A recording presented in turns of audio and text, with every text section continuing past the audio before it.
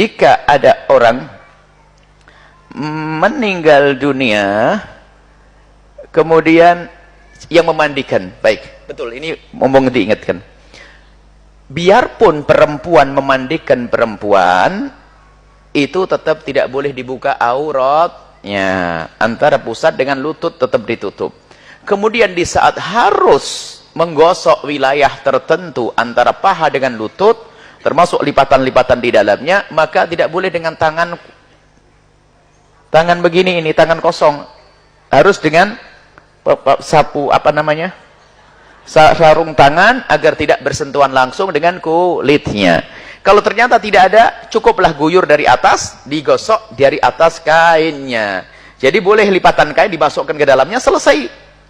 Seperti itu. Jadi nggak harus pakai kaos tangan. Ya kalau ada, kalau nggak ada cukuplah. Yang penting mohon maaf mungkin ditutupi dengan kain yang lebar, dikasih guyur air dari atas, digosok-gosok, diguyur lagi, gosok-gosok, sudah.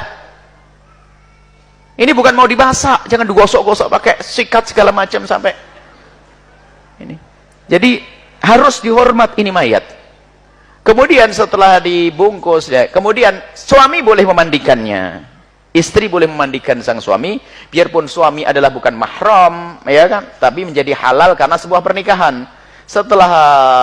Setelah meninggal dunia, maka tetap diperkenankan karena Nabi pernah bersabda kepada Siti Aisyah, "Ya Aisyah, law mutti qabli la ghassaltuki." Aisyah, kalau sampai kamu mati duluan, niscaya yang memandikan kamu adalah aku. Cuma Nabi pakai lau, jika, berarti nggak terjadi. Akhirnya Nabi wafat duluan. Kalau seandainya kau mati duluan, wahai Aisyah, engkau yang akan memandikan aku yang akan memandikan kamu. Berarti disinilah para ulama mengatakan suami yang waktu meninggal belum cerai lah ya, mantan suami memandikan nggak boleh. Jadi kalau waktu meninggal itu masih dalam keadaan suami istri, maka suami boleh memandikan atau sebaliknya. Baik, kemudian jika ada mayat sudah dibungkus rapi, tidak harus Anda kerabatnya menciumnya. Bikin ribet itu nanti. Sudah rapi, bersih dan sebagainya.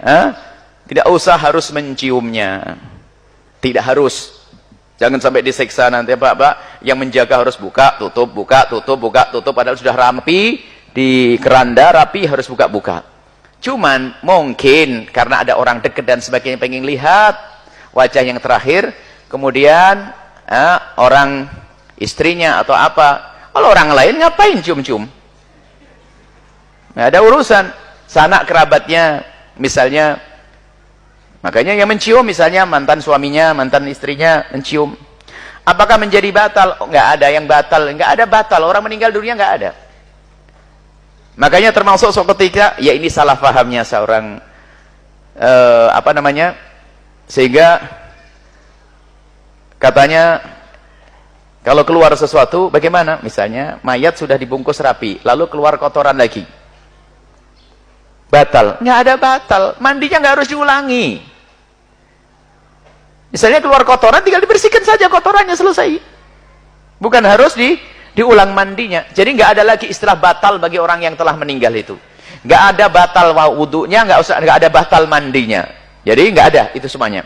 Jadi kalau ada suaminya mencium, ya nggak ada masalah. Sudah dikafani dan sebagainya, dicium keningnya, boleh-boleh saja. Itu hanya berlaku untuk suami saja, atau perempuan dengan perempuan, kerap dengannya. Tapi kalau laki-laki mencium keningnya, ngapain kamu tuh urusan dengan mayat itu? Nggak ada urusannya. Jadi nggak akan berlaku itu semuanya. Kamu siapa? Nggak ada urusan. Sepupu, nggak ada urusan. Mantan suami, ya, maksudnya suaminya, baik, suaminya yang meninggal dalam keadaan pernikahan masih ada, maka bolehlah dia mengecup keningnya, dan bukan keharusan. Artinya itu hanya perasaan saja, ingin rasa dekat dan sebagainya. Tapi jangan disiksa yang menjaga mayat, harus bongkar pasang, bongkar pasang, bongkar pasang. Wallahu a'lam bishawab.